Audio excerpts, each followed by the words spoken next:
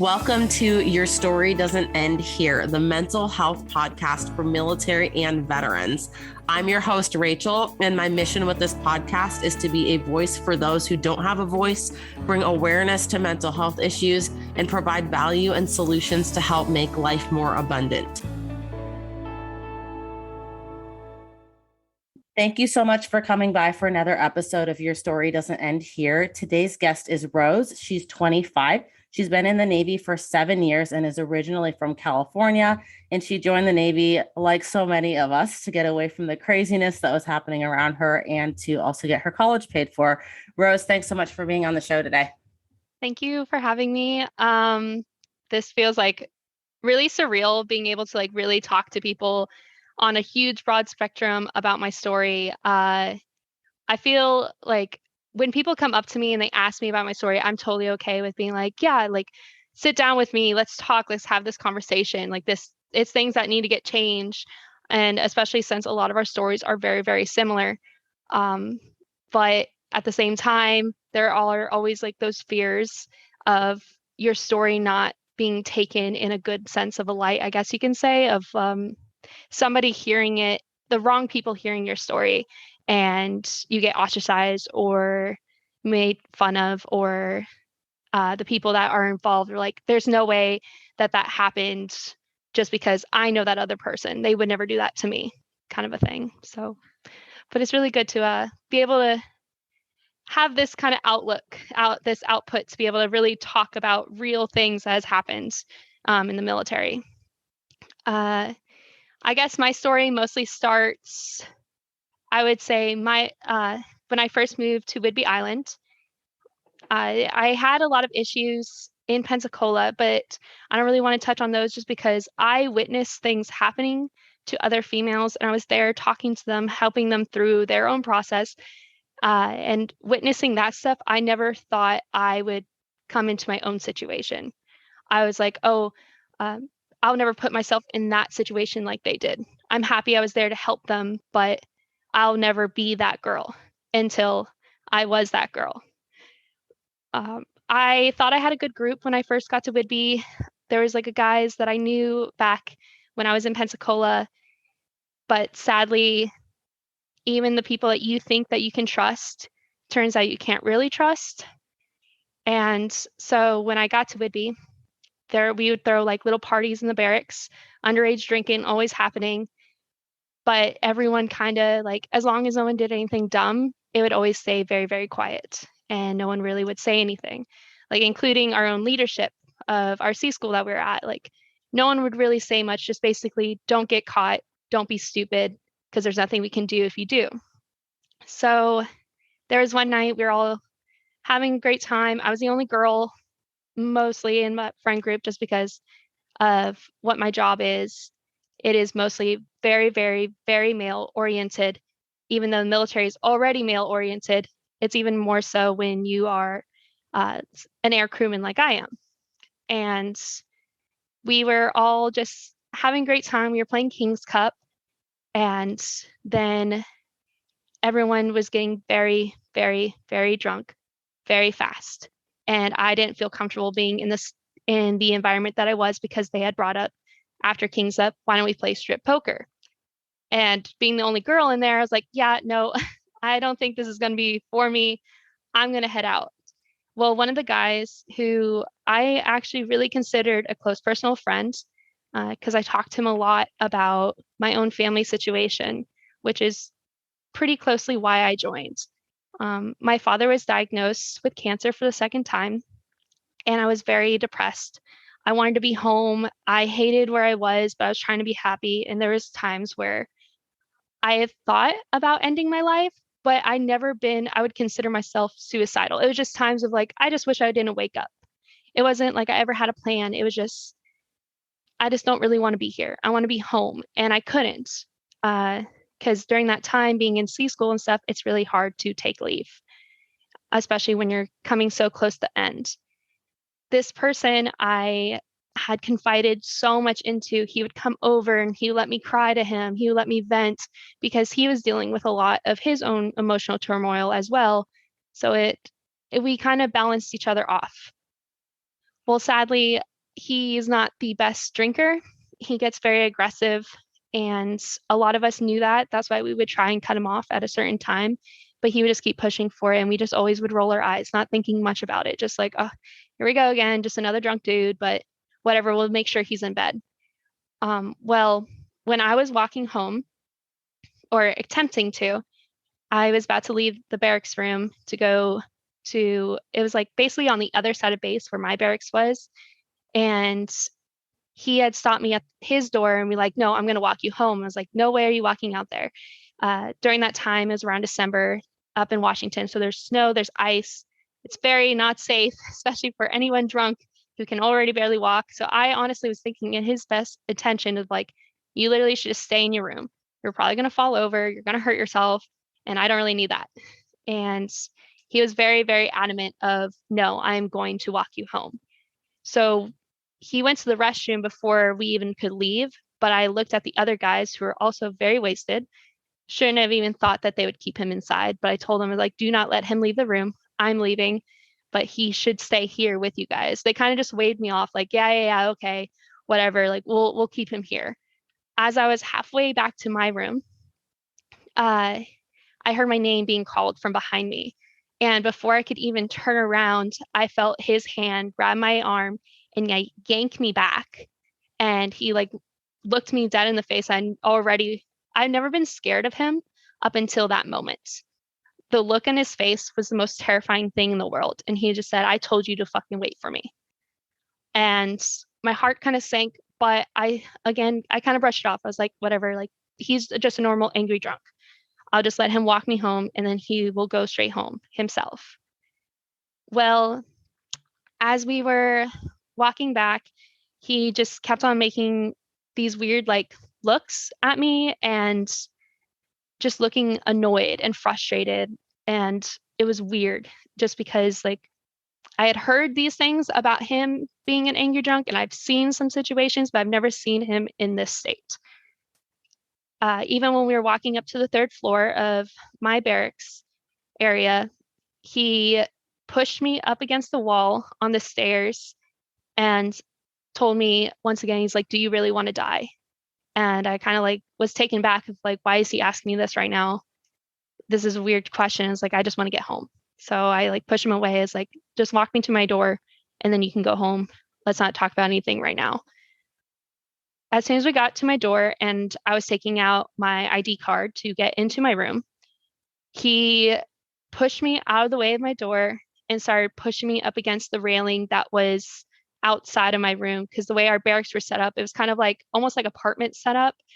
And it was like this huge box. And in the center of the box was this common area outdoors where everyone can hang out. So there is a railing outside of our doors where literally you look down into a concrete common area. Well, he pushed me out of the way of my door and put his hand on my chest and started pushing me and pushing me and pushing me towards the railing. And then he put his hands on my throat and started basically dangling me over the railing. And I guess this is where my flight or freeze came in.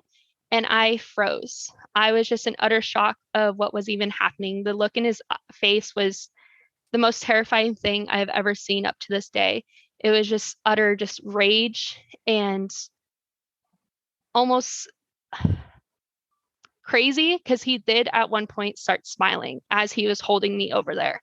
And he asked me in that moment as like, I'm just holding on to his arm thinking, is this really happening right now? Like, is this literally feels like a dream? There's no way this is happening. He told me, he's like, if you want to die so badly, like you should let me kill you. And I just was holding on, just frozen, not screaming, not doing anything, just frozen in utter fear. And I was in shock that this again was happening to me. He eventually just started smiling and laughing and then pulled me back over the railing. And I dropped to the ground and I got up and I quickly ran to my door as he was still laughing. And I was trying to get in. I got the door open. I tried turning around to close it. Before it even was able to close, he pushed the door out of the way because he was very much stronger than me. He pushed it open And I ran to the corner of the room and I was like shaking but nothing else was happening. Like I was shaking and I was whispering, please leave, just please leave, just please leave. And he just kept creeping closer and closer and closer until he was on top of me and choking me out. I woke up with my pants gone, underwear gone, just like everything gone. And I was just shaking and I just wanted to throw up. I literally crawled to my bathroom out of breath, feeling just pain all over my body. I threw up and I put on underwear and then I started walking to these cliffs that we have over in that base. Again, there was snow everywhere. And all I wanted to do in that moment was I was just thinking of how badly I just wanted to freeze to death or maybe jump off that cliff into the water and let the water take me over. Something told me inside, don't know if it was spiritually or not, because I'm a very spiritual person, but something told me, like, you just need to go home. Just go home and go to bed. Everything will be fine. Everything will work out. You're fine. You're alive. Don't let, basically how I felt was like, don't let the satisfaction of what just happened overcome you to the point that he kills you. I went home, I went to bed, and when I woke up, it was late at night the next day. And I had so many missed messages from all the other guys that were there, saying, you need to come here, you need to come here, you need to come here right now. Or call us as soon as you wake up, like do something. Internally, I thought too, like, why didn't they come to my door? They obviously know something happened if they're messaging me. Like, why are they not banging on the door? Why are there not cops here? Like, what is going on? Reluctantly, and also I think stupidly, I decided to go back to the barracks room where they all were, thinking they would be like, oh my gosh, we're so sorry. What happened? Like, what can we do to help you? Or even him apologizing, like they said, that's what he wanted to do. Like, that's all they kept messaging. Like, he just wants to apologize. He wants to apologize. He doesn't know what came over him. Well, when I got into the barracks room, they were all laughing and joking and actually laughing of the situation. And he even said at one point, he's like, you're lucky to be alive. I thought I left you for dead. And I was just shaking and frozen, trying to keep to myself in the corner of the room while they're literally laughing about the situation that happened. And they started talking about food, like, oh, let's go all to Buffalo Wild Wings, since the whole ordeal's over in their minds. I quickly walked out. I had said yes. Again, I was stupid, or I was just scared at the moment, and I didn't know what to do. I didn't know if I had said no, would I get more repercussions? Like, would he come follow me back to my room again, trying to finish up so that way nothing happens, or an accident, quote unquote accident, could happen. I was just scared. So I said yes, I would go with them. And I ran out of the room first and started making my way to the truck when one of the guys came up running beside me. And I had thought maybe he actually wanted to console me and see how I was actually feeling. And actually, all he said was, you can't tell anyone. You can't tell anyone what he did to you last night. We'd all get in trouble. And we're about to be checking into our new command. You can't tell anyone about this stuff. So I kept quiet. And I kept quiet for up till 4 years, when I finally just couldn't keep quiet anymore. And during those times, so many other things would happen. Like, we checked into our new command. I luckily got deployed 2 weeks into checking in, and I was honestly grateful. So grateful, because it meant I was away from all of them. But they were still there around. Two of the guys end up deploying with me at one point, and while we were flying on the plane on private net, they were joking about the situation with me. They were even saying, oh, remember that time back in the barracks when all this stuff happened? Literally laughing about it and being like, it's crazy. Like, you almost could have been dead. And it's like, yeah, this is how we're going to go about my life. You guys laugh about it. Awesome. And in between there was so many other things that would happen. That command was horrible to me in general. They treated me like a slave, honestly. Like, I was constantly gone. I was worked to the bone. Like, I get it, we're in the military, but they never, ever thought about my feelings ever. Yes, I never reported that time, but I had so many other reports with that command. I had a chief that was sexually harassing me. He made a bet on one deployment of who can get me the drunkest and sleep with me with the maintainers. And I was honestly always scared to go out with them. I even got to the point where I called one of my aunts who is a chief in the military, and I told her what was going on, and she was furious. She wanted to know everything because she honestly didn't even feel safe for me, of the fact that even my own maintenance chief would place this bet with all the other maintainers. And then there was also another time where I was engaged while I was at the command, and the person I was engaged to was also at the command, but we were a prior relationship before I'd even checked in. We had actually met about a month after my whole incident had happened, and I thought he was the best thing to have ever happened. Somebody that could understand me and let me cry and vent. Turned out that wasn't the case. He was very, very emotionally manipulative. I should have thought about that when I first met him, of the fact of like how we became even a couple after what had occurred. And a lot of the leadership did not like us together, not because of me, but because of him. He wasn't very well liked with the leadership, and they thought I could do better. They can now say, I told you so, but either way, I definitely should have seen my own red flags. But we had gotten pregnant while we were both at the command, and we had confided in certain chiefs in leadership asking what to do, because we didn't know what would happen of us being the same command, even though we were engaged. What about the pregnancy? And I was still very new. I think I was only really there for like less than a year.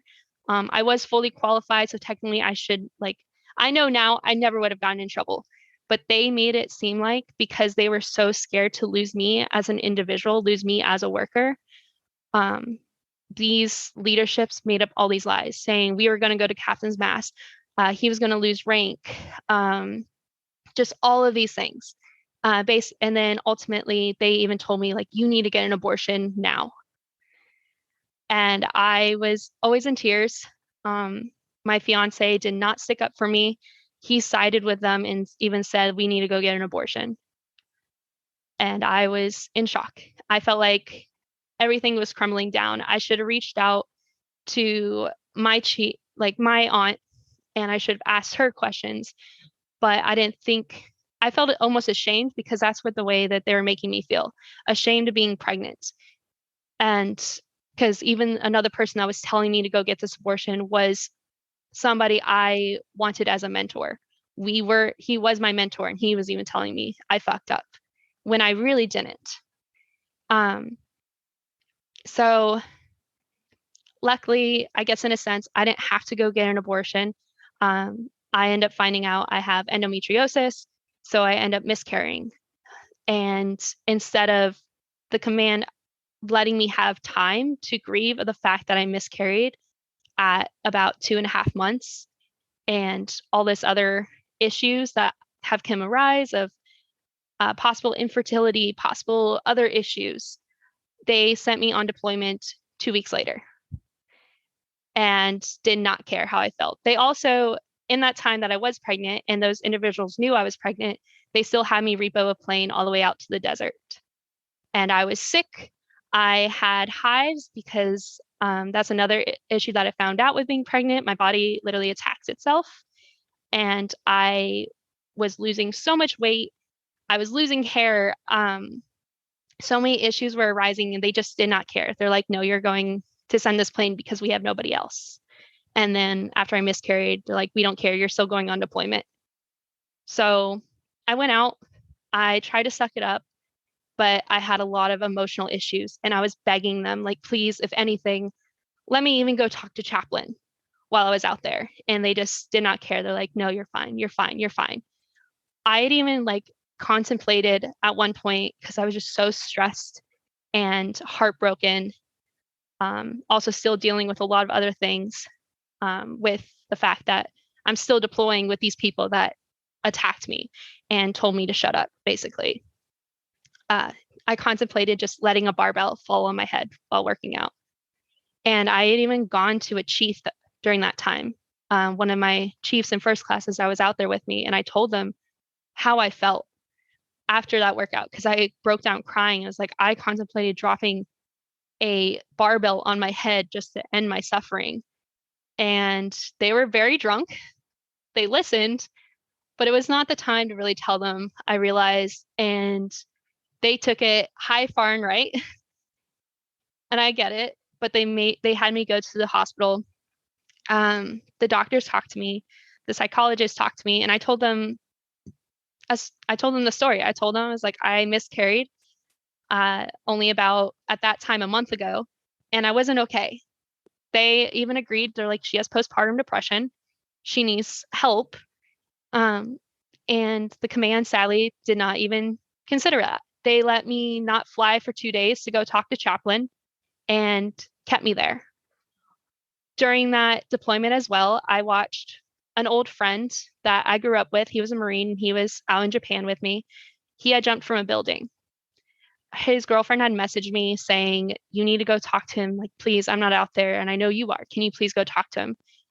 I had messaged him telling him I was on my way to where he lived on that base. And as I walked over there, I watched him fall from a building. And all again, my command did was let me go to his memorial service, let me talk to chaps, and kept me out there. Did not think of asking me, how are you actually feeling? They're like, oh, she's fine. She's fine. Not seeing that there's a lot of other issues going on because I was starting to talk back to my chiefs. I was starting to have this huge bad attitude with a lot of leadership. I was not myself. And it wasn't until another chief from a different command that I had snapped at, she got tired of me and even told my command, you need to send her home. We need a different in-flight technician. Did my command finally send me home early?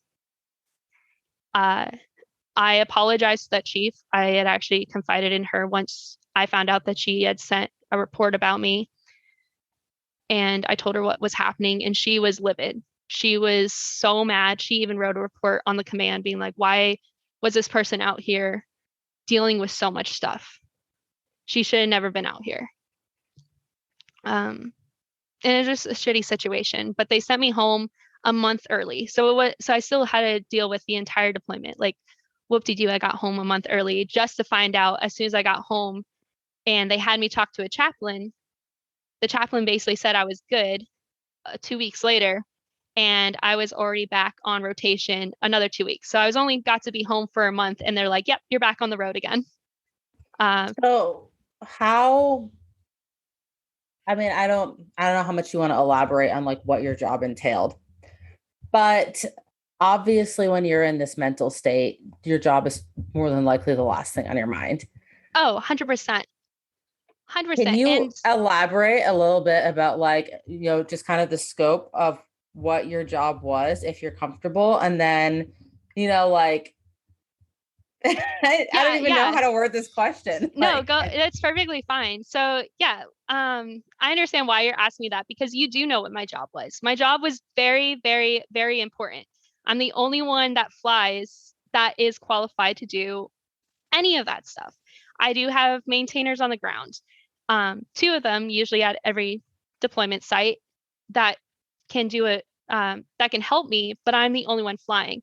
I am a firefighter, the lead firefighter of the plane. So my mind needs to be clear. If there is a fire, they ask me which breaker to pull. We have 2 other firefighters, but even they don't pull the breakers unless they have consulted in me because they are terrified of messing that up because you could pull a breaker and all of a sudden an engine just shuts off and that's scary. And then even then I am the systems expert of every single system on that plane. And there is a lot. And they need to be up and running and good. And especially where we go, sometimes we get intercepted by other countries. And if certain systems are down and they cannot talk to each other, that is a scary, scary situation. I need to be at my best mental state, and I was not. I had even told my maintenance chief and my MC at one point, because I was in tears after my friend had died. I was in the back of the plane cuddling up with a blanket, and I had passed out from crying all that morning. And then somebody started poking me on the shoulder, saying their system was down. They couldn't talk to other people. Like, that is very, very dangerous if they cannot talk to each other on headset. And I lost it. I got into somebody's face that poked me. I was like, how dare you, like, wake me up? Like, it was horrible. I should never have, that should never even happened. Of course, I take accountability of, like, I shouldn't have snapped on that person. They were coming to me with a problem that did need to get fixed by me, but I wasn't mentally there. And that is so, so dangerous. So dangerous.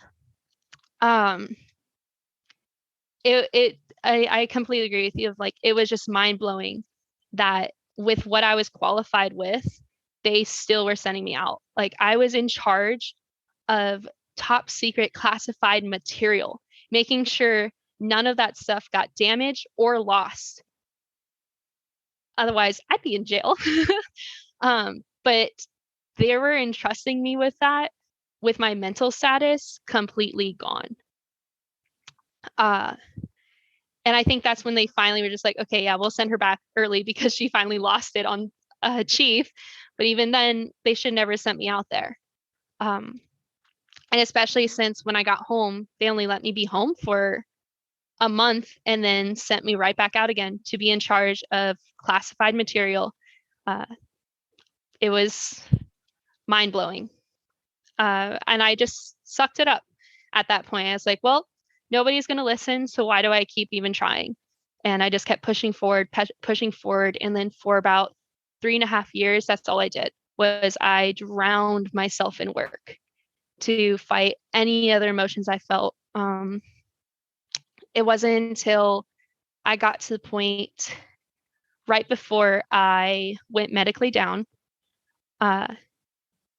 again, still dealing with things here and there. And then also my original attacker, he would find me. So even on that deployment and multiple deployments after, he would find me and try and, like, corner me. In Japan, he would corner me when I was by the PR shop, getting my gear right before flights, trying to talk to me. He would corner me at smoke pits and try and talk to me. And I was just always just scared and terrified. Like, why does this person just not just leave me alone? Like, I didn't report anything. So why is he not just leaving me alone? People that I have finally confided in, they even said it's probably he finally wants to apologize to you. But honestly, in my head, I really don't care. Just literally get out of my life.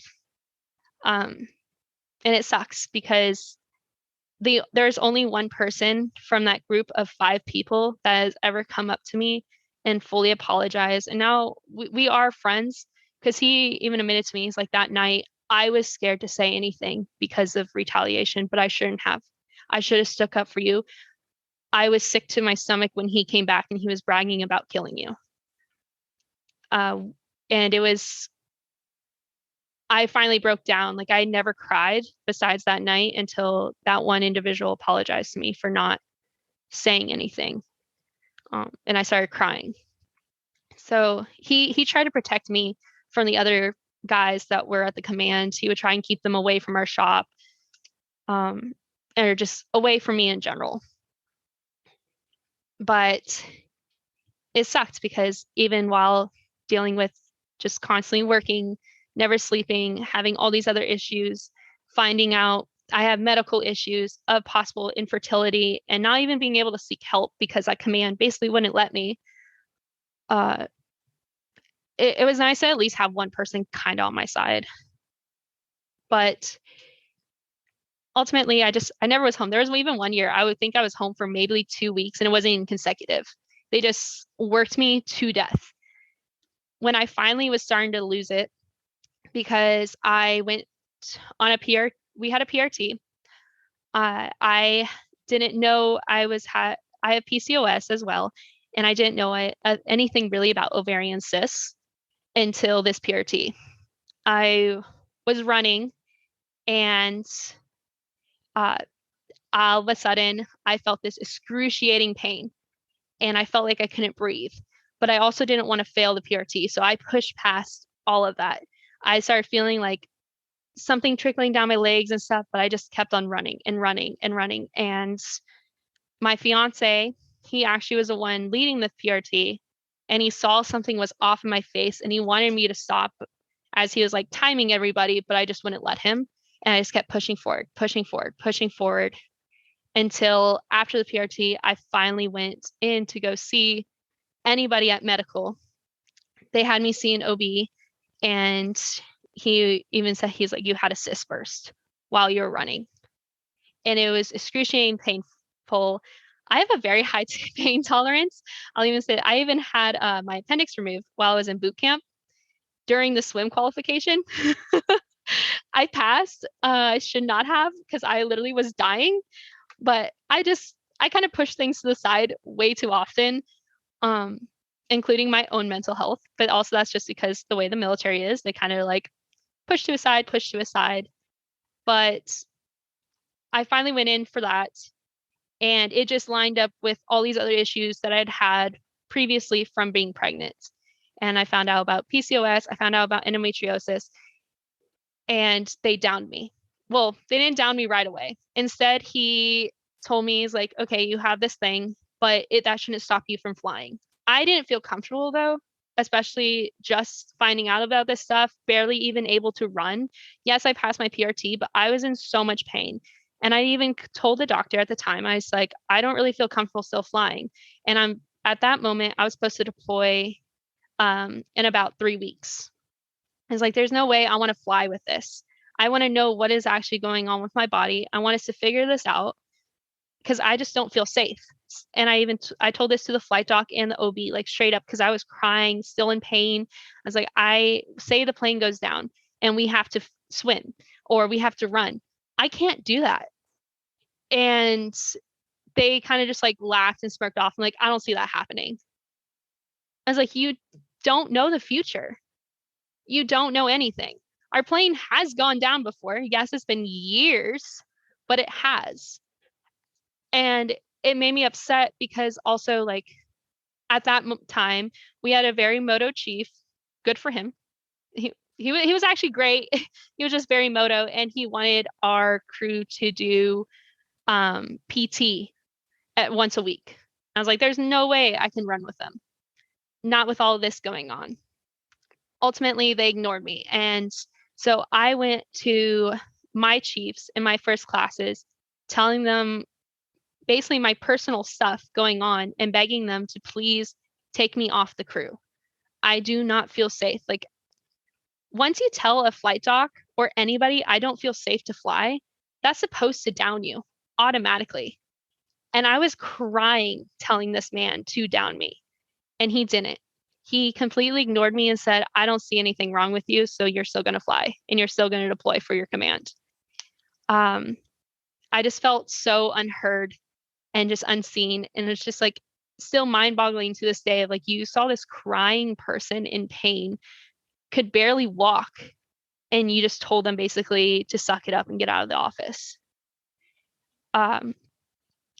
My chiefs were trying to fight at bat. I actually remember that day very vividly. I was in our office and I could hear down the hall my chiefs in my first class screaming at the other leadership, being like, she is not deploying. She is not deploying.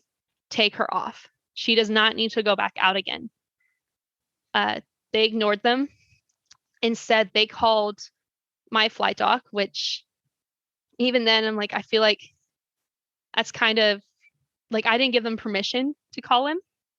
They went ahead and called him themselves, and they said that he has said that he doesn't see anything wrong with me and he won't down me, so deploy her. So my senior chief, who I still talk to, he's out of the military at this point. He was like shaking, and he pulled me into a separate room with my first class. And they were talking to me and they're like, we tried all we could, but for some reason they just want to be dicks and want you out on the road. Even though there literally was another first class that does my job who was also at bat in that office saying, I will take her spot. She does not need to leave. And they ignored him as well. And they're like, no, she's going out. She doesn't need to stay home. None of it made sense. The only thing I could think of was just like they thought I was faking it or something. So I went out and I went out for a run because I was like, well, they think I'm good to go and I'm safe and I'm healthy. So I might as well run since I'm out here. So I was in Japan and I went out for a run and the pain was so unbearable. And I felt just, it's going to be very TMI. Sorry, everybody. I just felt so much like warmth coming down my legs. And I was screaming my head off of how much pain I was in. And it was only like 5 minutes into the run. I called my first class because luckily I had service over there and so did she. I called my first class, like crying the phone, telling her where I was so she can come get me. She picked me up in the van and took me to the ER. And the flight doctor that was there, I'd actually seen him before. He used to be our flight doctor before he went to a different command. And I had seen him and he was just in shock. He was like, why are you here? Because he saw why I'd been going in. Because even before that, I was going in weekly for these cysts because they hurt so bad. And so he saw that I had been coming in, that I've been having these problems. He's like, you should not be here. Why are you here? I was like, I just kind of like put my shoulders up and I was like, I don't know. I don't know, sir. Like I told him. So my command literally had to spend more money to send me back because I didn't even get to do a flight. They had to fly with waivers without me. And the other in-flight technician that was out there, he had to double dip. Luckily, he already knew what was happening because he also was in the office being like, she shouldn't come. She shouldn't come. We literally have another person on standby. So he already knew that most likely that was going to happen, that he was going to have to double fly. I still felt horrible though, that he's having to do like back to back 12-hour missions and then get one day off, just do another back to back 12-hour missions. But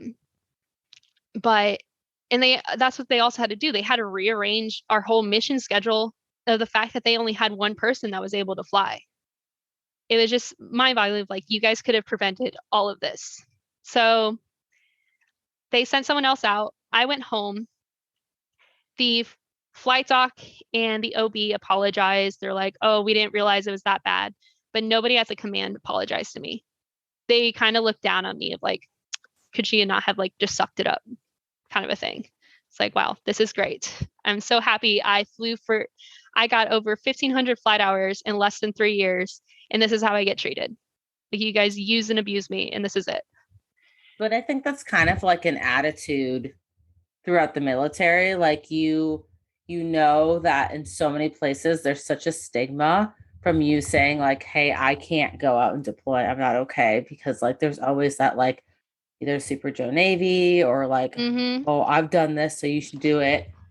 And so I feel like that's just kind of an attitude in general. And it's unfortunate. It sucked. It absolutely sucked, especially with them. Like, another in-flight technician got a DUI one Christmas. And I was on my way home from another deployment and they called me up literally as we stopped in Hawaii, not even home yet. And they're like, hey, we know you're just coming home, but could you leave next week to take over for this? And I always said yes. I said yes to everything that they ever asked of me. I shouldn't have. I should have had a better backbone, but I literally let them use and abuse me and always said yes to them. That when now I finally came crying to them and asking them for help, they ignored me. Because I do remember too, in that meeting right before I left, I remember my chief that knew I was pregnant before, knew all of this stuff, everything that I went through.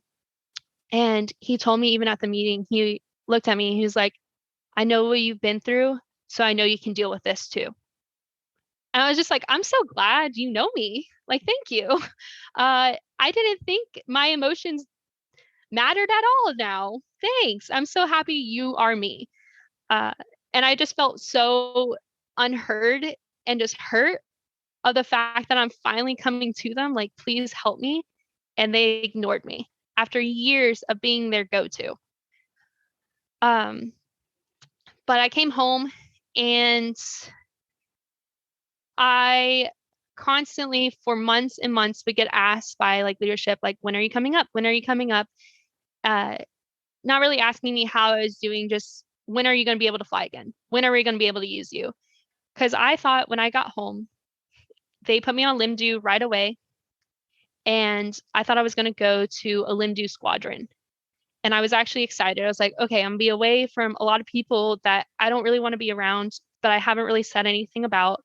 I'm going to be away from a lot of stress. I'm be able to figure out what is wrong with me. That didn't happen because as soon as I got back and I got my orders for LIMDU, I went over to the wing just to find out that that command had already put in a request to have me TAD back to them. So that day, they didn't even ask or consult me if that's what I wanted to do. They just took me back because they couldn't, quote unquote, lose me. I was too good to be lost. I was too good of an instructor. I was too good of everything.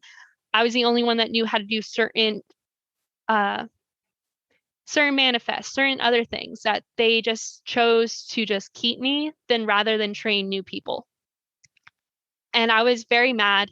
And I remember talking to my first class, who actually had just turned into a chief, and my senior chief. I was like, why did I get orders cut back here? I didn't ask for that. I'm supposed to be LIMDU. I'm supposed to be relaxing, trying to figure out what is wrong with me. And they told me, they're like, oh, well, we just couldn't lose you because we don't have anyone trained to be able to do what you do. So we need you here. I was like, that's, in my head, I remember thinking, I was like, well, that's your problem, not really mine. But I sucked it up. And for another year, I stayed at the command working horrible hours. I was the only one that was qualified in ordering a NALO for that command. So I would get called at like 2:00 in the morning because people that are supposed to be coming home right now are down in Japan, or something's wrong with the flight schedule. So we need you to come in at 8:00 at night to fix it, and start calling people who, as soon as they see a 360 number or like a number that associates with the base, they're going to ignore it because they know what I'm calling about. So I'm there for hours trying to fix something because nobody answers the phone. So I wasn't working. Like I wasn't able to relax after work. There were so many times I'd come home and it was like, hey, we need you back because there's something going on. It's like, well, okay, fine, this sucks. Or I'd be at a medical appointment and they're blowing up my phone because, like, hey, when can you come in? When can you come in? I'm like, what are they supposed to, like, this is supposed to be my job right now, is being here at medical. And you guys are blowing me up. And also at the time as well, my dad's mental health wasn't doing well because where he had had cancer before, it was a brain tumor. So he had never fully recovered mentally. He was always very depressed. And I was basically his serotonin. I was basically the person trying to uplift him all the time. And at the same time, my sister had become very depressed, and her husband were in Germany. And there is so many nights where it's like I was trying to talk my dad off a ledge, or my sister's FaceTiming me, slicing her wrist while her son is screaming in the background. And I'm trying to talk her off a ledge. There was one point she was calling me, screaming, her son screaming in the back of the car, and she's saying that she's about to drive off a cliff while she's in Germany. And I'm like, I don't know who I can get a hold of in Germany. I don't know the police number. I don't know anything about Germany. And so I'd be stressed. I wouldn't sleep because I was always wondering, like, is my mom or is my dad or my sister going to kill themselves? There was at one point where I didn't get sleep for about like a week straight. I think I may have gone like 2 hours. It was just because work and family, and I still was pushing aside my own issues. Finally, around that time, I had decided to go to medical as well, and I had asked to talk to a counselor. I didn't really know where behavioral was on our base, and I even think back of like that needs to be a little bit more like broadcasted. Hey, this is behavioral if you want to go talk to somebody. So when I was trying to seek to talk to anybody about my problems besides a chaplain, because chaplains are great, but I wanted something regular, especially with everything that was going on for my own sanity. I was like, I need something regular. So I went to medical, and instead of giving me directions basically to behavioral, they had me go talk to I don't know what they're called, like a kind of case manager person. They aren't really qualified as a psychologist. They aren't really qualified as a therapist. They're just basically there to just let you vent. about things, and you can only vent to them for like 30 minutes, and that's not enough time at all. That's basically like, hey, how are you? Here's, and then you get into like 10 minutes of your thing and you realize, oh, it's already done. I didn't really get the main stuff off. So I would see her weekly, and I knew it wasn't enough. And at one point, I even told her, I was like, I need something more. Like, can I please get scheduled with a therapist? And I was already down, not able to fly for my own physical stuff. So I even thought, what's the harm of seeing a therapist? Because they train you, especially for flyers, basically to not seek help mentally ever. They scare you almost to never do it. They basically say the moment you even ask for a therapist, you're going to go med down and you're never going to fly again, which is so wrong. It is actually completely opposite. Like, you can go talk to a therapist without going medically down. Like, that is totally there for you.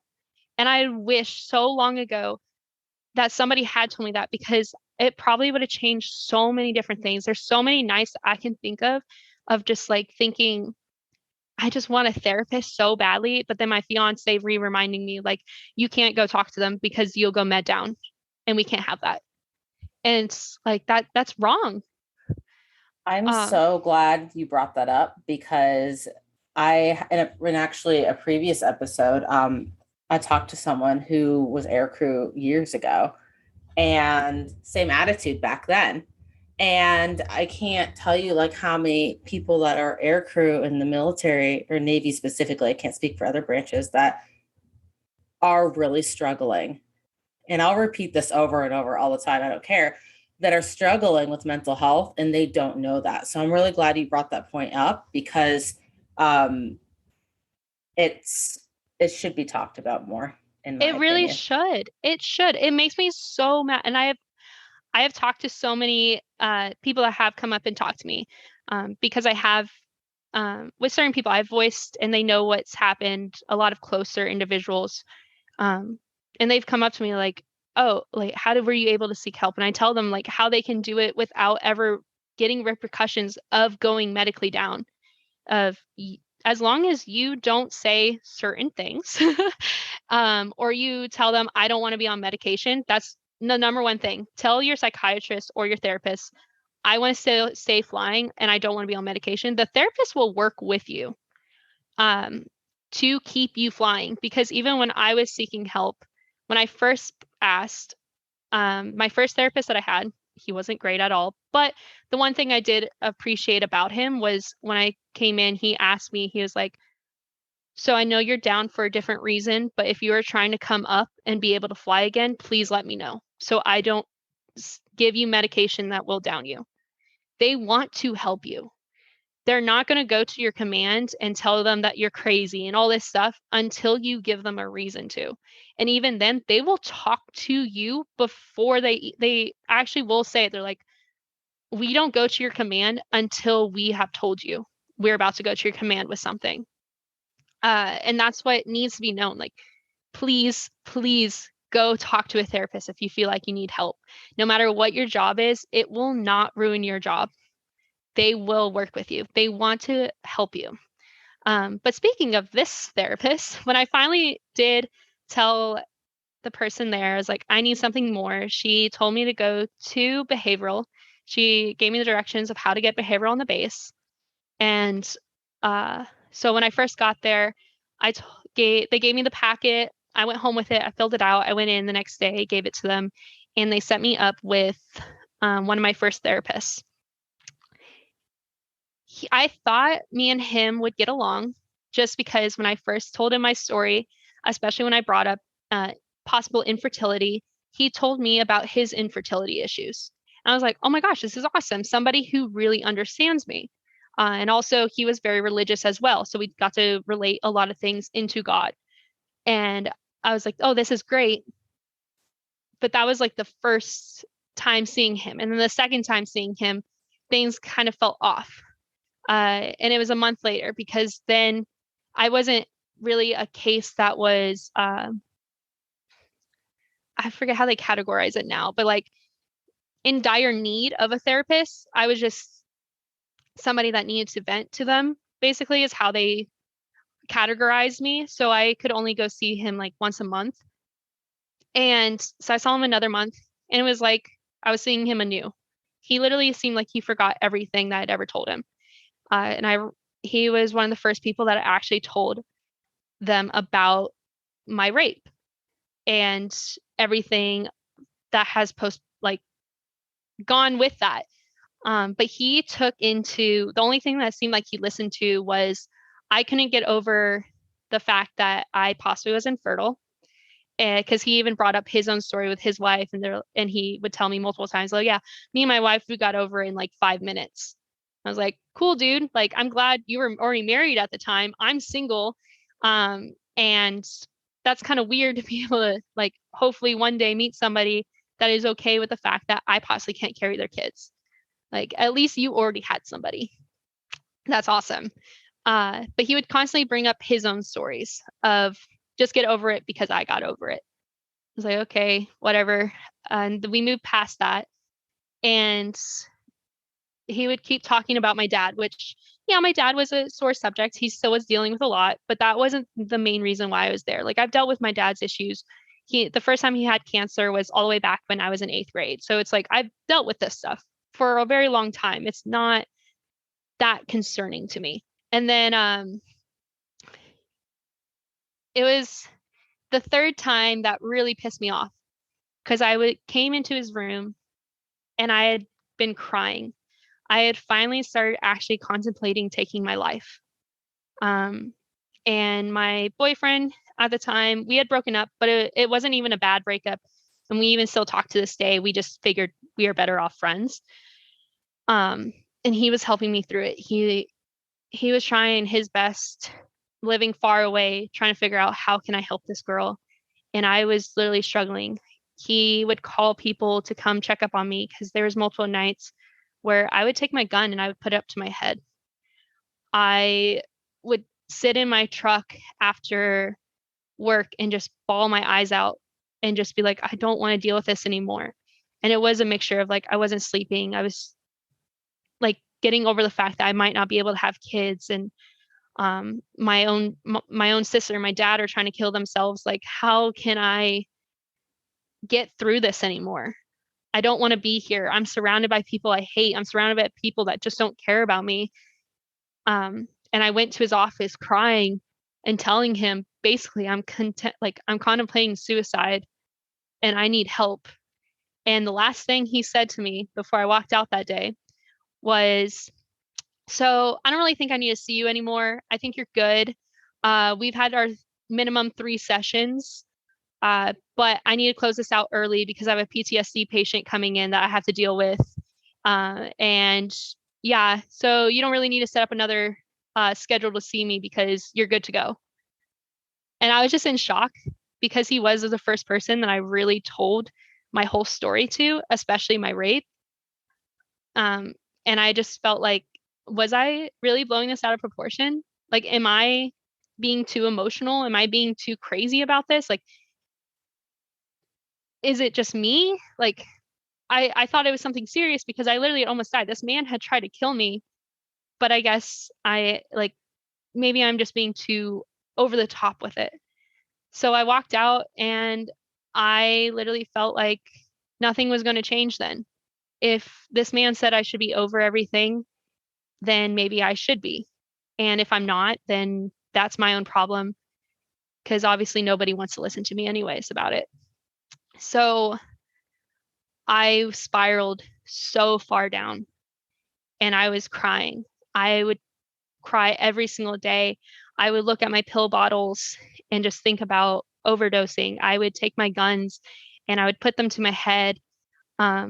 My boyfriend at the time had to call one of our friends to literally come break down my door to take the guns out of my hands.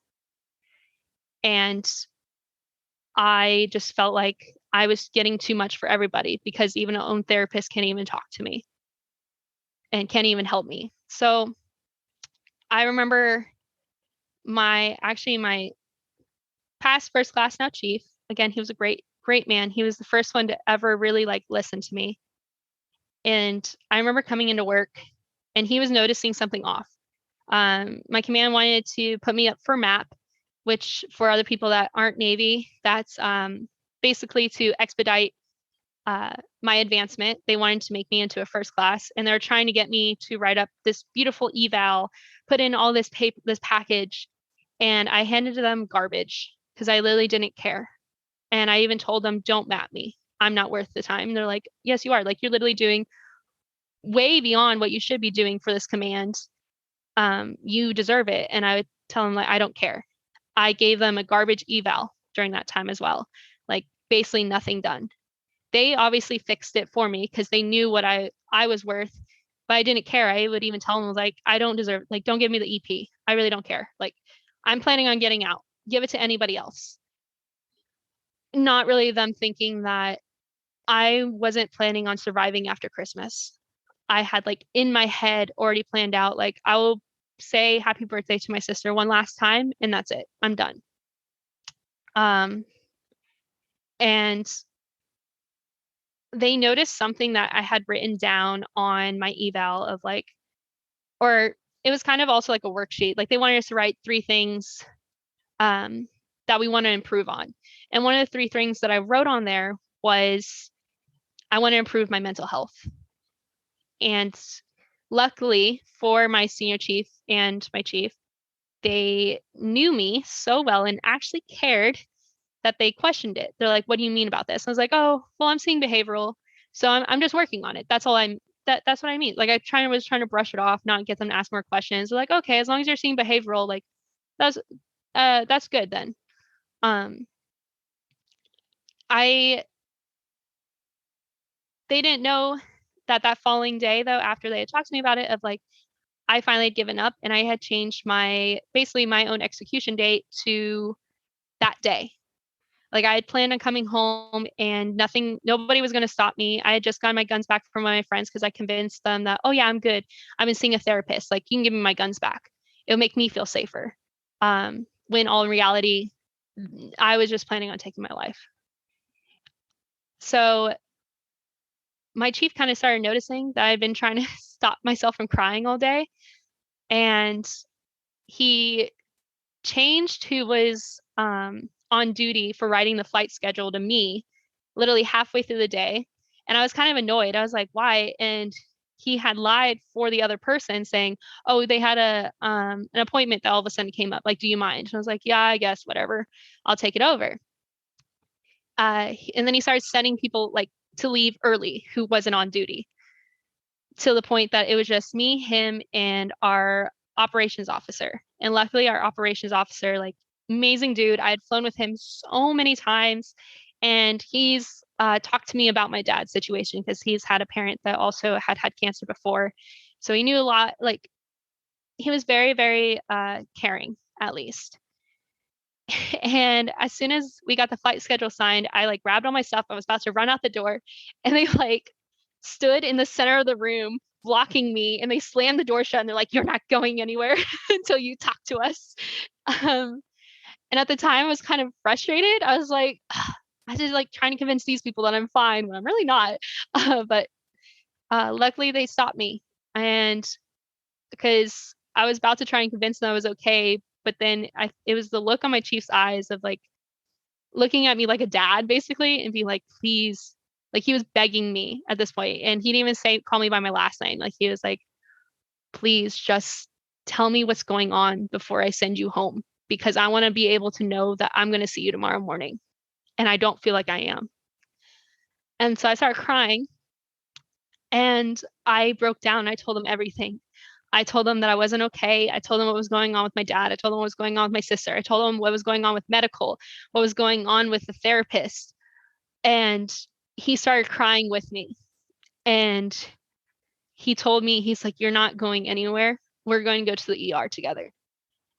And I was, like, super embarrassed. I was like, oh my gosh, like, no, I don't want to go to the ER. Like, this is embarrassing. I swear I won't do anything tonight. Like, let me just go home.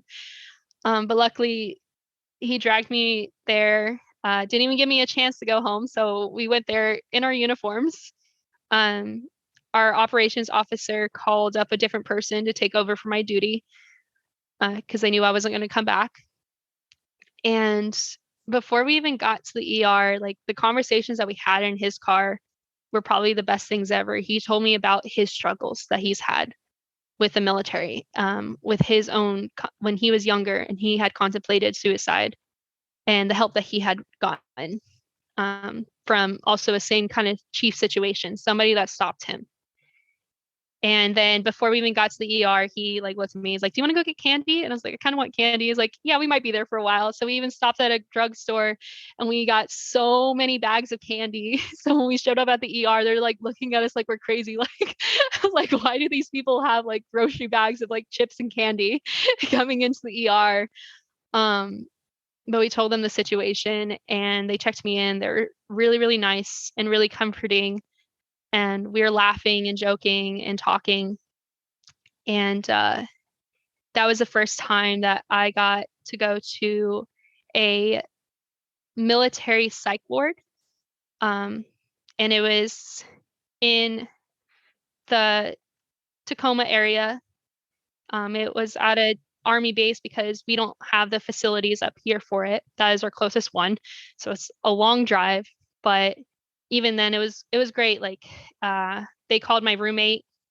He tried really hard not to give too much details to the maintenance chiefs, just saying that, hey, this person needs to go home and get a bag for his roommate and come to the ER. And of course, they didn't ask any questions. They just instantly like called him on the phone, got him out of the flight line to come get me or get my stuff together. He came running in like a bat out of hell, thinking like I was hurt or something. He was like, "Oh my gosh, why are you in the ER?"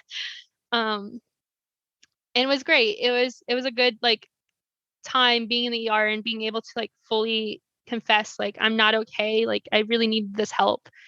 And that was the first time that I went to a psych ward. Now, about 3 years later of dealing with mental health, I've been to multiple. But that's the sad part is that like I've been having to go to multiple. Like I'm still in the military 3 years later from that. Because now they added that onto my limb status. They added on mental issues, but they never claimed it as PTSD. They totally just went over that. They didn't care. They were just like, "Oh, she's just unfit," not taking into the fact that like I was sexually assaulted. I've had other experiences.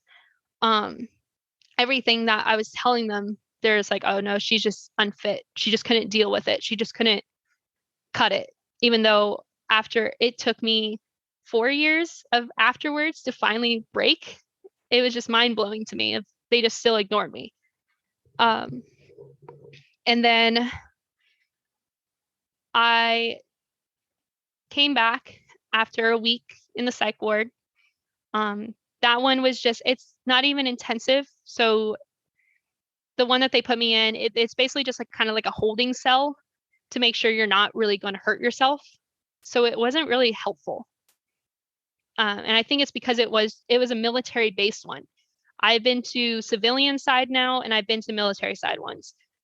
Military base still don't do a lot for you in there. You talk to a therapist daily while you're in there because that you are supposed to. They watch you take your meds. They get you a psychiatrist to get you on medication, and they watch you with that. But even then, like only for 2 hours do you really talk to anybody. Otherwise, you're just kind of there with all these other, we call it our spicy nostalgic people. um, and at least like you make friends that way. Like you're not feeling alone anymore. You're not feeling like you're crazy for feeling this way. No one feels this way. Like you actually are seeing that, but they're not still helping you. Like they just let you talk to another doctor who's also in the military, and they kind of just like still brush you aside. I will say though, when I was there and I told them how my therapist treated me, and I told him about the fact that he said that I just had daddy issues and um, I was perfectly fine. They actually called back to our behavioral and wrote up a whole report about that. They switched me with a different therapist. Like, you are not to see that person ever again. That was very unprofessional out of all aspects. And that was the only time I actually felt like, first time that I actually felt like I was getting heard. Like, okay, cool. Like, I wasn't insane to feel like I wasn't getting my point across. Like he really just mistreated the whole situation. Uh, so when they let me go and I went to behavioral, you have to go to behavioral the next day. Anytime you go to a psychiatric ward, you have to see behavioral within 24 hours. So you don't get released on Fridays. You don't get normally released either on Mondays either. And especially not during the weekends, because you have to see somebody within that first 24 hours just to make sure you're not trying to come up with another plan. Like you weren't lying to their face that you were fine. So I went to behavioral. I got a new therapist, but the therapist that was on duty that day was my old one. And even at Madigan, the person that got me set up with everything, he had warned me, is like, I feel really bad to do this, but this week, the person that is on duty is your old therapist. And I don't really want to keep you here for another week. And I kind of agreed. And he was like, listen, you just have to talk to him for an hour and then you leave and you never have to talk to him again. And I was like, okay, I think I can deal with that. And then I can just get a new therapist after that. Well, when I saw him, at first, it actually went pretty well. And he was talking to me and he was like, okay, let's start over. Let's pretend we've never talked before. And I told him everything that happened, which also kind of irritated me because I was like, why do I have to start over? Like, you know everything, quote unquote, should know everything. But he was literally acting like everything was new, which also confirmed in my own mind, like he really wasn't listening to me. Because I told him again about my sexual assault and he was just like, oh my gosh, that's horrible. Like, why didn't you report it? Why didn't you do any of this stuff? And I was just like, I told you about this. Like, why are you acting new? And also, you brushed it off the first time I brought it up. So why all of a sudden now you're just like, oh my gosh, like this is bad. And then the last 30 minutes of my own therapy time, he cut everything off and he was like, okay, let's talk about the elephant in the room. Why don't you want to see me as your therapist? And I was just taken aback. I was like, in my head, I was like, this is supposed to be about me. And also, this is very, very, very unprofessional about you wanting to know why I don't want to see you. So yeah, our last 30 minutes of the session wasn't even the fact of like, why did I want to kill myself? It was a, why don't I want to see you as my therapist? And I was just brutally honest. And I was like, I just don't think we see eye to eye. Like, it's just not working. And I need something that's going to work if I'm going to fight to live. So the next therapist that I had, she was actually really great. It was just the same kind of thing, which kind of infuriated me. I could only see her once a month. It's like I just came out of a psych ward. I would think you guys would want to see me more often, but they didn't. She was only able to see me monthly, and things still were bad. The command said that they were going to try and change my schedule, and that worked for maybe 2 days, and then I was still back to being overworked. Things were still going wrong with my dad and my sister. So by the end of that year, I had actually gone back to Madigan another like 4 times of attempts of suicide, and it was constantly brushed aside. And that was only in a span of like 2 months. So it was like weekly, I was having to go to the ER for something else. And they would only keep me at Madigan for like a max of 3 days and then send me back out again. And I was just like, something is just not right. Like, I need help. And I was literally begging them to send me somewhere else. I remember talking to even my flight doc, even my new therapist, and even my command of being like, please find the money, find something, like send me somewhere. Like, I'm begging you for help right now. And nothing happened. She's just dealing with stuff, and that's fine. She can deal with it on her own. So then we went to, now we're in December, and my friend and I, we had been hanging out a lot more often, mostly because the command kind of made her as my watch buddy, my suicide watch buddy. And she told me right away what had happened because she got pulled into the office, and she was like, I feel kind of weird to tell you this, but they basically want us to hang out more because they want you to have a suicide buddy. And I was like, awesome, cool. I wish that they would do something more if they were really this concerned instead of just having me hang out with somebody. But okay. So me and her, we had planned to go to the a Christmas party together, but I still, in the back of my head, still had plans of just killing myself after the Christmas party, because it just still wasn't enough. Like, I still was going weeks of maybe getting like 5 hours of sleep. And that was just, it was just a combination of work, of family, and then also my assaultant, because the anniversary was coming up. Around that time, he normally will start messaging me, trying to get me to see him. And I would always try and ignore it. I would block him. He would get a new number. He would get a new Snapchat account or something, just add me and try and reach out to me.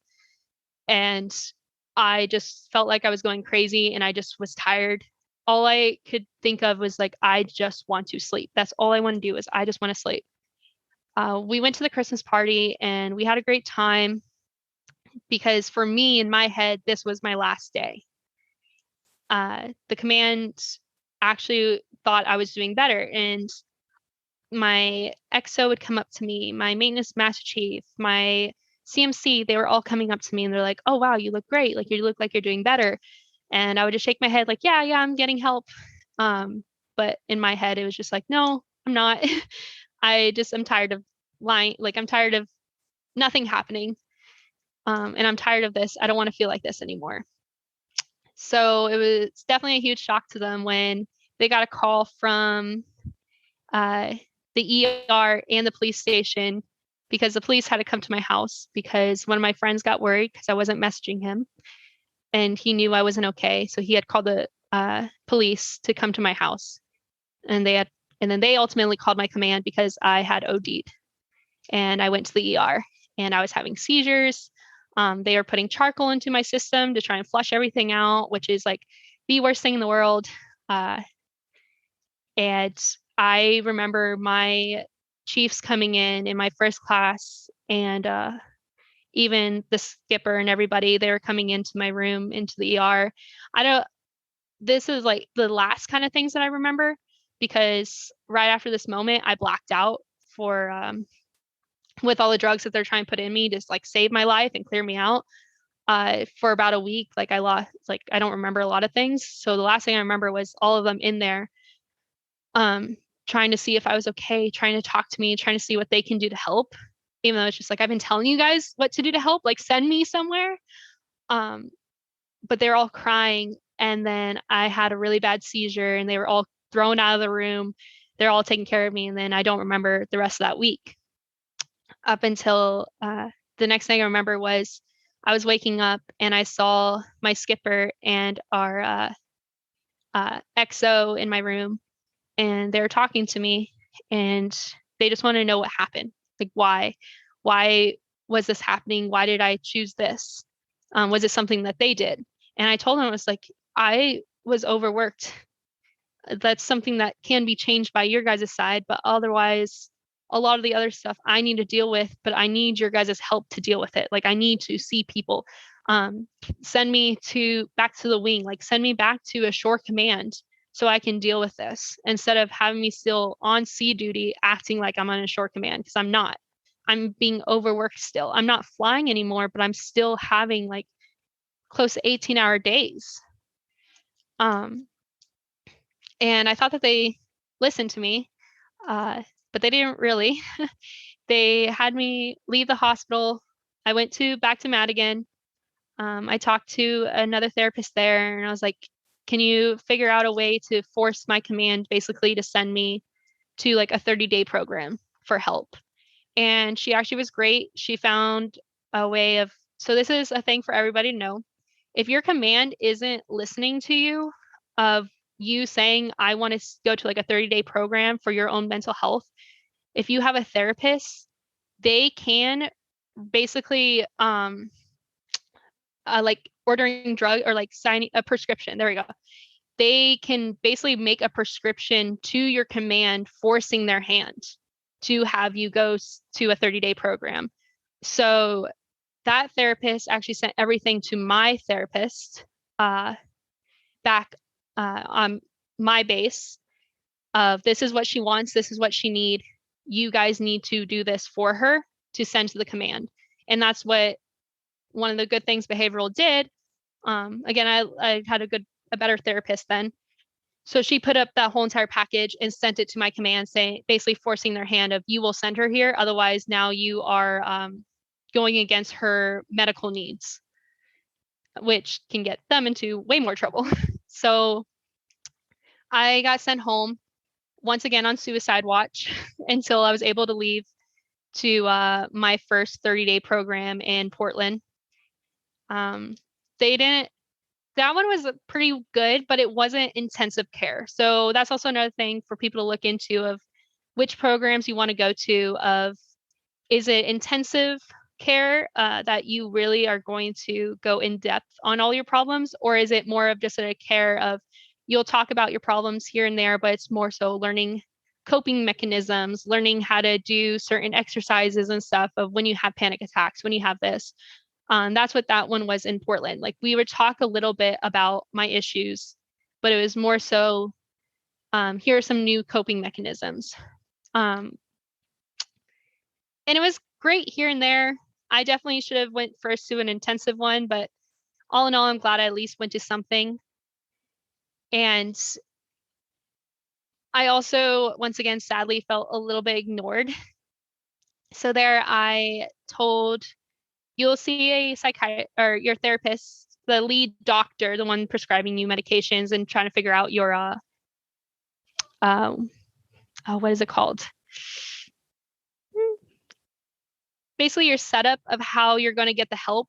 He puts together your schedule of, okay, they're going to learn about this, they're going to do this, they're going to do that. We're going to test out this medication. Let's test blood samples for this to make sure also like your thyroids are good. Like, there's nothing majorly also happening in your brain. You're overproducing something. That's also what causes this. But I told him about my rape. This is like one of the first, besides the people involved, my fiance and, or my ex now fiance at that point.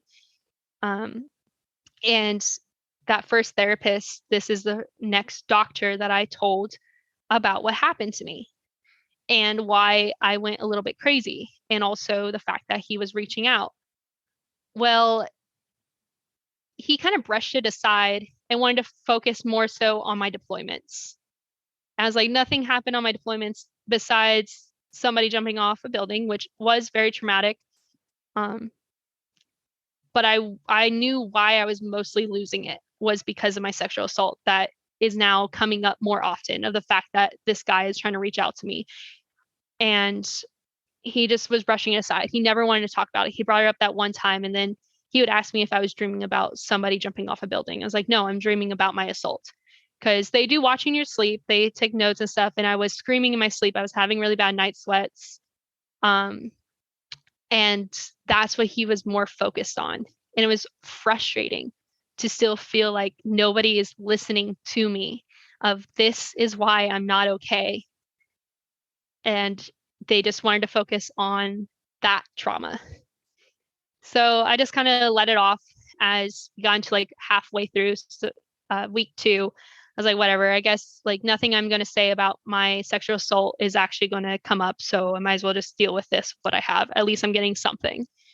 After that 30-day program, I actually was good for about 6 months, especially with a new therapist. And I felt like I was on the right track. They finally got me out of my old command. As soon as I got left Portland and I came back, I had my new orders back to a short command, and they had me working in a different building. But sadly, that building was right next to where my assaults happened. But I kind of kept my mouth shut. I just like, oh, we can deal with it. Like, it'll be fine. Just ignore everything. Well, I thought I could, up until I started having panic attacks at work. And I was getting seen more often. I was getting seen every other week from behavioral. So it was a little bit better, but I never really told her why I needed to get seen. She knew I was having night sweats. She saw everything from Portland, and knew I had something wrong. But even Portland didn't diagnose me with PTSD. They just diagnosed me with an anxiety disorder. I was like, okay, once again, maybe I am being over dramatic about what happened, and I just need to get past it. But I thought I took the bad initiative of thinking that she already knew what was wrong with me or what my story was just because she read my notes. I didn't know that they don't really put in like obviously in detail, which is good. But I guess I should have asked her like, okay, what do you know about me before we even start this whole therapy session?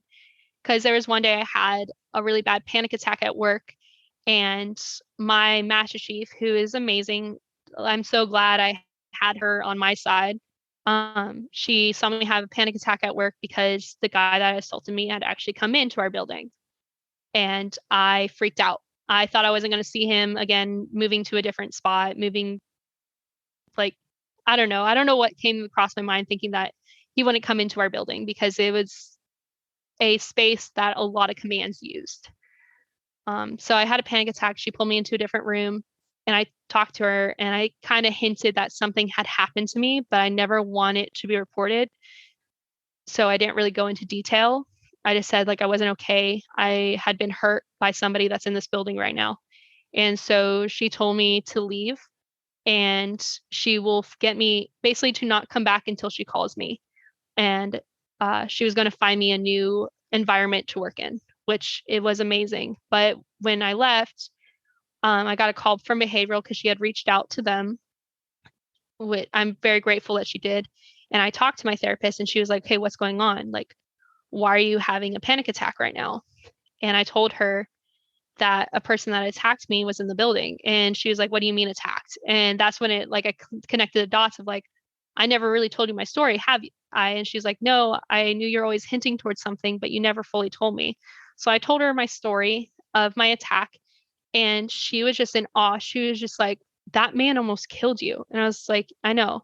And once in my life, I actually felt validated for how my feelings were because I could hear like she was trying to hold back tears in her own voice over the phone. And she was like, I'm changing your diagnosis right now. You have PTSD, major PTSD, and you need to get off this base now.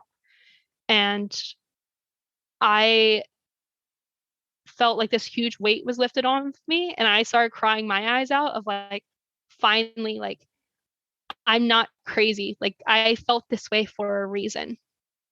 And then she changed to, I was supposed to see her weekly, which also helped a lot.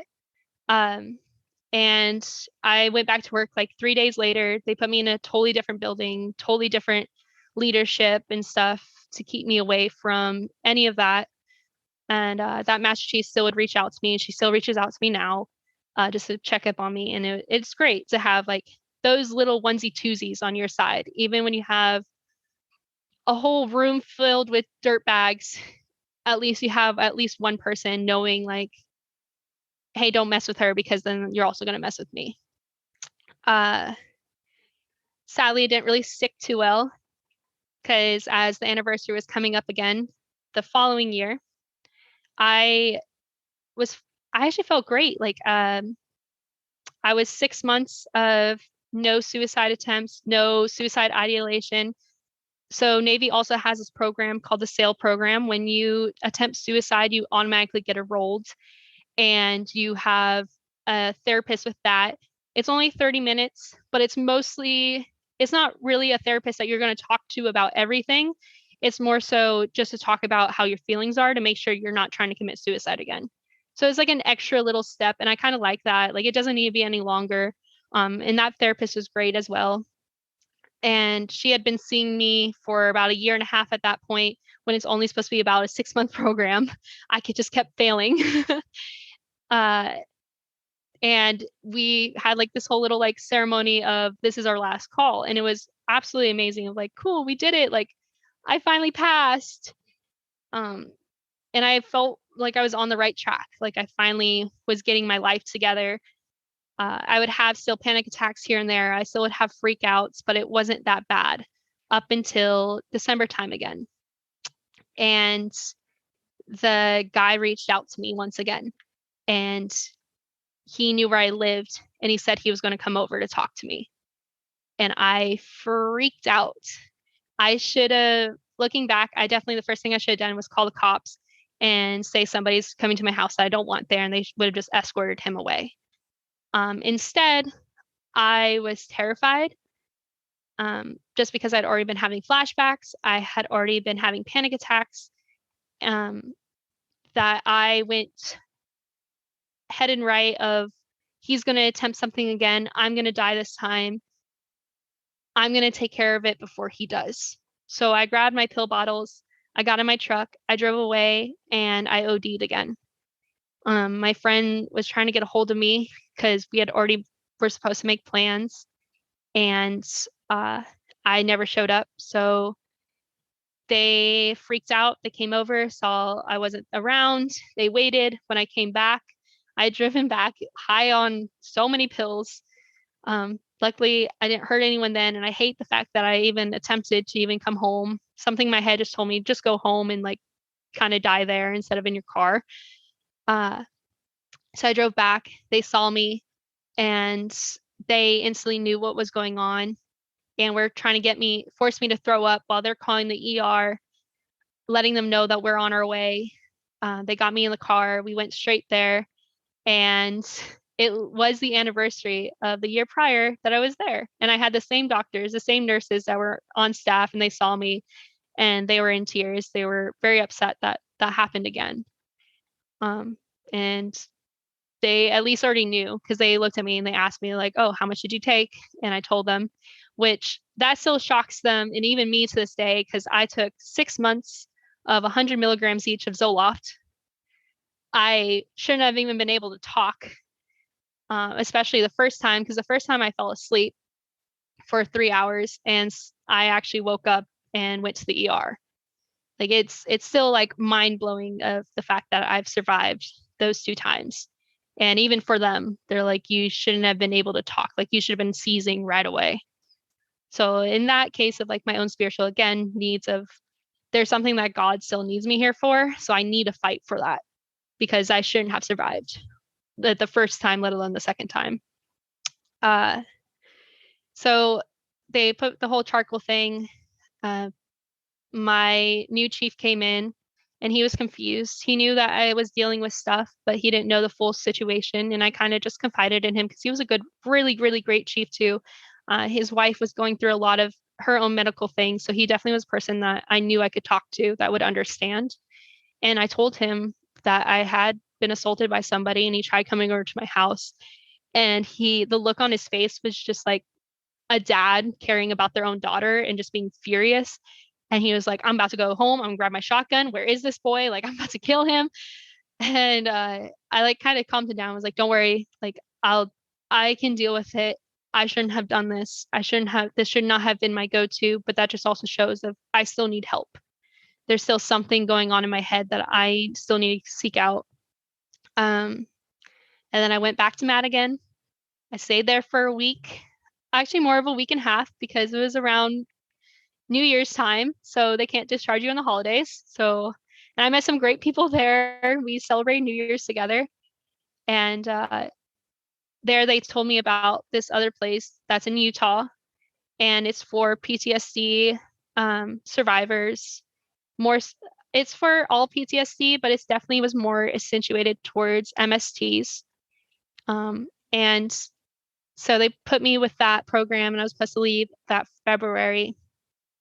And I was actually excited to go and go to another program, just because I felt like I learned a lot from Portland. But the thing is, for Utah, that one is more intensive. You are going to talk about a lot of traumatic things. They are going to force you to talk about things that you didn't even think was traumatic towards you, until they start piling in deep. They will go all the way from childhood up to now. What's great, though, is that the childhood stuff stays with them, just because they know that sometimes the military can be like, oh, so it was a prior thing. We're not going to add that onto your VA stuff. They don't do that. They consider it as, this is how your brain works as a child, because that's how you were raised like. So this is why this situation happened and how you acted towards that. Which is really, really great, because now you actually feel like, oh, I can talk about some deep stuff that I do need to get off my chest, that I know will not affect my VA status in the long run. And I met some really great people at that one. And it definitely was very, very life-changing. If anybody is willing to really go in depth and really get to the nitty-gritties and cry your eyes out all the time, I definitely suggest going to something intensive like Utah. So I did that, and I came back and I literally felt like a new person. My sister's own mother-in-law, when she saw me, she even said at one point that she could tell Utah did something wondrous for me. Just a change in my behavior. Even my closest friend, the one that would call people to get guns out of my hands and like be there to call, like even call my old command to get somebody to come to my house because they thought I was trying to OD again, even said that Utah did something wondrous to me. And it was just the fact that like that was also like they will push you to tell your story and get comfortable with it, to not be scared of your story anymore. And you are there with so many others that have like-minded stories, and to just feel that whole validation. I don't normally cry, and that was like one thing that my therapists hate about me, and even the ones in Utah, because like we'd be in our therapy session, we'd be talking about some like really like messed up things about my past, and I would just look away and like sniff my tears away and then look back, and then we get so mad. They're like, stop fighting it. Like, you need to let it go. I was like, no, I'm not crying. So when it came my time to tell my story, my MST, they want you to go in detail. They want you to write down what you smelt, what you saw, what you heard at the time, like really get to the deep stuff. So that way it will not fully affect you. You're not going to have those crazy panic attacks that you used to have. You're not going to have huge triggers. That's their ultimate goal, is to get you so used to telling your story or being comfortable with remembering your story that you're not incapacitated in your own body. So when I told my story, I didn't cry. I read it so fast, but I got through it, and everyone was silent. Usually when people tell their stories, everyone starts talking like, oh, I feel so bad for you. But you're a survivor. You did this. Like all the normal, like, we're here for you and thank you for sharing your story.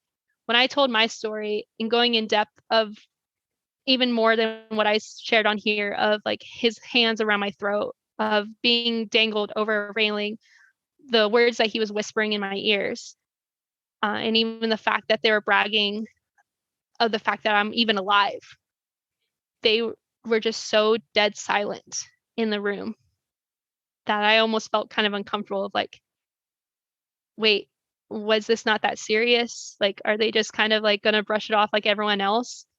And then I looked around and some people had tears. And so this one girl was like shaking. She was so mad for me. And then they started talking about like, how are you not more upset? How are you not more of an angry person? Just like validating everything that I've kept bottled up. And then I finally cried of just like, they're all telling me of how fucked up that was.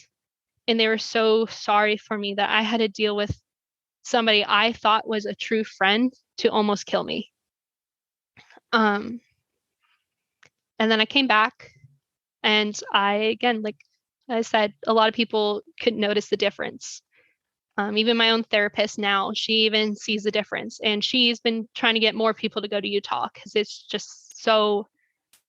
I hate the word life changing because like it's kind of like cliche, like, oh, it's such a life changing experience to go to a 30-day program, like see the world. But it literally changed my life. It changed my whole perspective.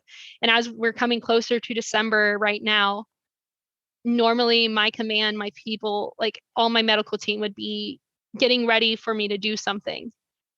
And I feel safe in my own body. And I haven't felt that since my assault. And it sucks though that it took 3 years for me to even have that happen, to even finally find somebody in the military medical area to be like, yes, let's get her this help now. When I think back of like, if they had done this years ago, maybe I would still be flying. Maybe I still would be able to deploy. Maybe all this stuff would be different. But they just kept choosing to brush it off and literally kept telling me, oh, you're stronger than that. You're stronger than that. And one of the most invalidating things to ever say to anybody is telling somebody, oh, you're stronger than that. No, you need to tell somebody of like, I'm listening to what you're feeling, and that is okay to feel that right now. But we will get through this and we will become stronger. Not just deal with it right now. You're stronger. But now I'm still sadly here, which is shocking because I am diagnosed with PTSD. I still basically am watched. They're waiting for me to attempt something again. Again, I'm safer now, but it still shocks me that even you can get kicked out for not taking a vaccine or popping on a P test so fast. But with somebody that is clinically diagnosed with PTSD, has major flashbacks, has major episodes, even at work, they just take their time and just slowly delay your process for so long. It's just not right. And also, they keep so many things secret. Like we talked at the beginning of the fact that, like, they're not telling people, like, you can get help right now without your career being ruined. Or the fact that there are programs like the ones that I went to, these 30-day programs that can help you learn such amazing skills that they just don't want to let you know about. You have to go to like outside sources. You really have to fight for yourself to be able to get the help that you need. And even then, sometimes your command will brush you off. Well, thank you so much for sharing your story. Your story is truly incredible. I even got emotional at some points listening to it. And I think that you really provided so much of value to so many people listening, just in resources in general, because the stuff just isn't really talked about. And a lot of people don't know. I personally didn't know that there was any like inpatient programs available until a few months ago when I met people that had gone through it and had told me about it. And I just think to myself, like, how different the culture of the military would be if people knew that, hey, if you hit this point, which realistically, like, it should never get that bad for anyone. But No. there's people that come into the military with traumas. And so to know that there's resources out there, I think it's incredibly helpful. I just have one closing question for you because you really just kind of hit the nail on the head with everything with your story. If you were in charge of the Navy, what changes would you make to make things better for people like you? I think the biggest change that I would make is see, I've had to think about this for a long while. I I think it's more so of having something where anybody has this comfortability to go talk to somebody, like more so we have the sexual assault victim advocates and stuff like that, but I'll be honest, I was even scared to reach out to them because I knew who those people were and they were friends with people involved. And it shouldn't be like that. Even suicide awareness ones, I never reached out to those people because they were people I knew from my command that I knew didn't care. They're just gossipers. Those things should not be collateral duties. Those should be strictly social services sources. Just because of my own situation of I really was scared of talking to any of those people. I 100% agree with you. I think they're working on something like that, or there's a case after Vanessa Guillen, Yeah. that hopefully is in the works. Yeah, they've been talking about it. I've been like tracking it. I think it might have actually been approved, and I hope so, because so many people that have talked to me and stuff about the whole situation, because I have voiced my concerns to certain people. We've talked about it too, of just the fact that like this needs to change. It should not be people in your work center. Absolutely. Well, thank you again for being on the show. I appreciate your time. I appreciate your vulnerability and sharing your story. And I'm so grateful that you're still here. And I know so many other people listening are too. And we'll have to do this again sometime, talking about other things. Oh yeah, I got lots to share when it comes to if people want to be able to find like good resources, good programs, even outpatient programs. I've gone a lot of research into. But thank you so much for having me. It was great to be able to share my story and show people that it's not okay in the military, that there's still a lot of things that need to change. And it definitely needs to become safer for everybody. Thank you so much for taking the time to listen in today. Each week, I'll be bringing you value in the mental health space and its direct impact on service members and veterans. If you feel you personally got value today from this episode, it would mean the world to me if you would leave a 5-star rating and review and share this to your audience. Until next time, remember, your story matters, your mental health matters, and your story doesn't end here.